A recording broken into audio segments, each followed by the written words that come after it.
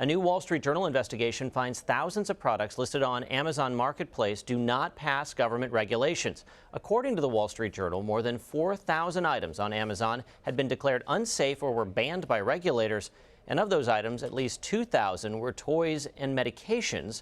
Most lacked health risk labels for children. 46% of those products were shipped from Amazon warehouses. Justin Scheck is one of the reporters who worked on this investigation. He joins us here now. Justin, thanks for being here. What jumped out to you as you're finding this out here? That's a lot of products. Yeah, so our investigation wasn't exhaustive. This wasn't everything on Amazon that could be problematic. This was an effort largely by a colleague of mine who is a data reporter to compare databases of banned or recalled or otherwise unsafe products with what we could find on Amazon. And that's what we found. And to me, there are a couple of takeaways. One of them is that Amazon, as an internet company, rather than a big box store, can't really be held liable in the same way if a third-party seller sells something dangerous on the site. So there's not really the financial incentive for them to police what's sold on the site the way there would be for a big store to make sure everything is safe. Is it kind of like suing a flea market because you bought something from a vendor there that wasn't what it should have been? That's sort of the analogy we use, is that Amazon, a lot of people shop on it as if it's Target or Walmart, but really it's more akin to going to a flea market and buying something you don't like and then trying to find the vendor who may not show up the next week, and the flea market says, well, you can't sue us. Now, we did reach out to Amazon, and here's what a spokesman told us. We have reviewed and addressed all the items brought to our attention by the Wall Street Journal. That's not saying a whole lot. What did Amazon say to you? So, most of the items that we pointed out to them, they took down off the site. There were some that they didn't. What they told us is that safety is a top priority.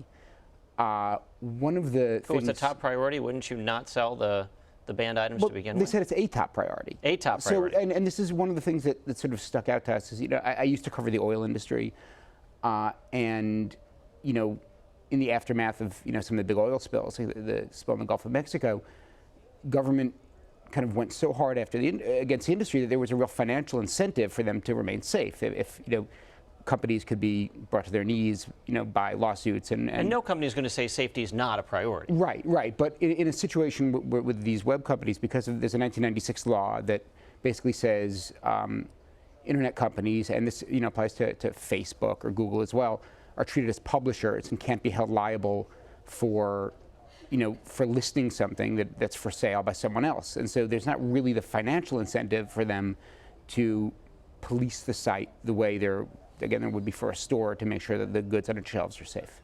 I want our viewers to take a look at this. You mentioned this labeling, fulfilled by Amazon or Amazon's choice, as leading to confusion for shoppers. Can you walk us through how things get labeled? So this gets confusing, and there are a number of things that can be confusing about it, but there are items that are sold by Amazon, and that is akin to a store where Amazon buys things wholesale and sells them to you directly.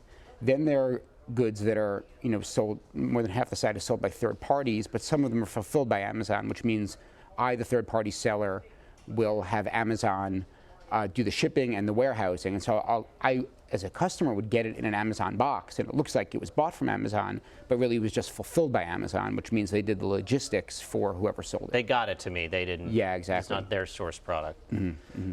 All right. Now, you were talking about the legislation limits liability. That's Section 230, and that applies to pretty much any e-tailer. Yeah. Right. Yeah. What role is artificial intelligence playing in all of this? So what Amazon told us, and I didn't mean to be flip, they did give us meaningful kind of in-depth responses. One of the things they're doing is they review every listing on the site using various machine learning and artificial intelligence algorithms that are designed to pick out language that indicates something is something that shouldn't be on the site.